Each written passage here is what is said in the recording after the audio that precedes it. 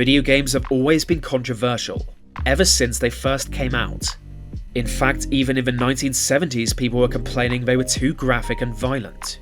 And if you look at some of those games today, they just seem so basic. Like this one, for example. People really complained this was too explicit for children to play. Luckily, no one took them seriously. But by the early 1990s, video game graphics had gotten good enough that complaints began to matter. And in 1992, a game was released that would shock the world. The market is booming and game makers are grossing huge amounts of money. Gross, by the way, also describes the content of some of the top-selling games. Children are still buying them, playing them, and say advocacy groups being influenced by the violence. The game was Mortal Kombat, and it immediately changed popular culture. Originally released on arcade exclusively, it was a one-on-one fighting game. That in itself is nothing unusual. Fighting games go back to the mid-1970s, and just 1 year before Street Fighter II came out. Its success inspired a slew of copycat projects, so to stand out, the developers behind Mortal Kombat decided to embrace gore. All fighting games are violent. In fact, that's kind of the whole point, but they took it a step further. The most violent elements were the fatalities, their own brand of brutal finishing moves performed by the winner of each match. Each character had their own fatality tailored to their unique fighting style, but all were gruesome. Live actors were used to achieve such realism, they often being real-life martial arts experts. Still, to our modern eyes it seems kind of, I guess, tame, but at the time it was genuinely groundbreaking.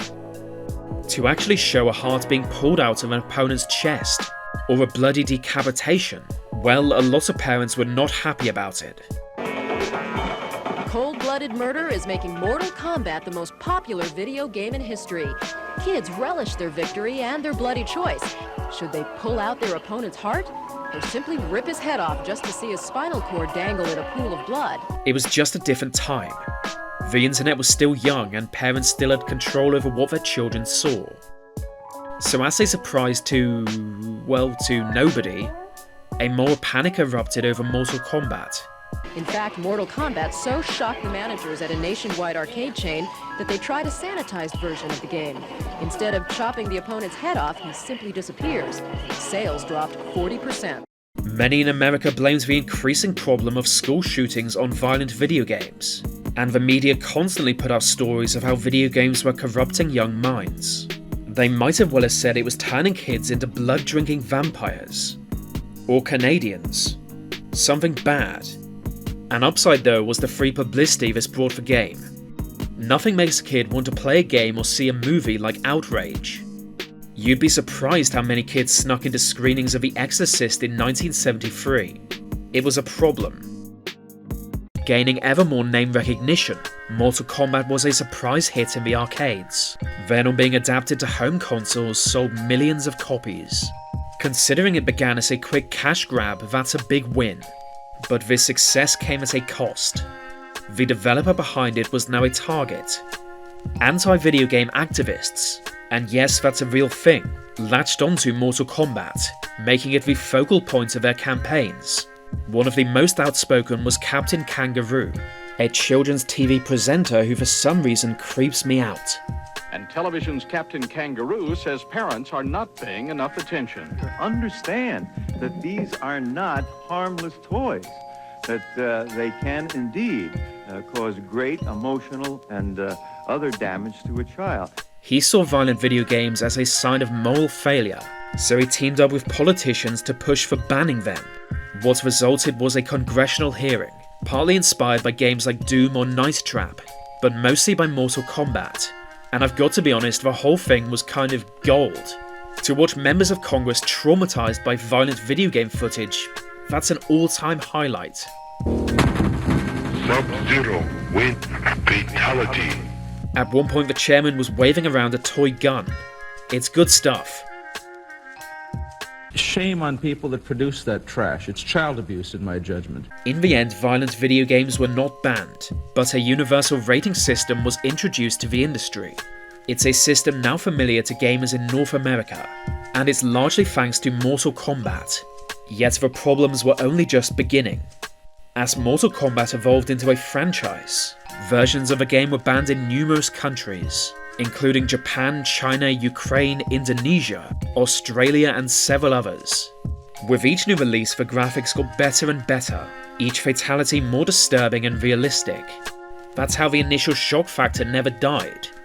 With each new release, they just kept ramping it up, making it more and more shocking. But this also kept a target on their back. Whenever a controversy of video game violence is brought up, Mortal Kombat is dragged into the argument. Free publicity, but not always in a good way. In fact, the franchise was once implicated in a murder case. It was 1997 and a 13-year-old boy was murdered by a friend of the same age. It was an especially brutal attack, the victim being stabbed in the chest by a kitchen knife. The boy's mother came to believe the attack was inspired by Mortal Kombat, which the attacker was apparently obsessed with playing. A lawsuit followed, threatening the future of Midway Games Incorporated. Luckily for them though, the mother failed to prove they were responsible. Some called it a narrow escape, but it was not the last crime blamed on Mortal Kombat. Mortal Kombat, 6 different development locations around the world. This is the headquarters. And this is Rob Lingang, producer. Hi, come on into the combat zone. This is where all 5 versions of Mortal Kombat came together. This is Stacy Hendrickson, associate producer on the job. Pushing a few pixels on... Yep, Johnny Cage today. A little of the Genesis version. This is James, Joe, and Jim.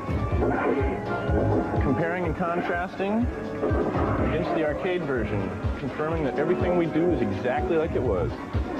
That's Tyrone Miller in there, pushing a few pixels on Kano's forehead today. The biggest challenge, obviously, was to try and recreate or bring the authenticity of the arcade game into the home. And with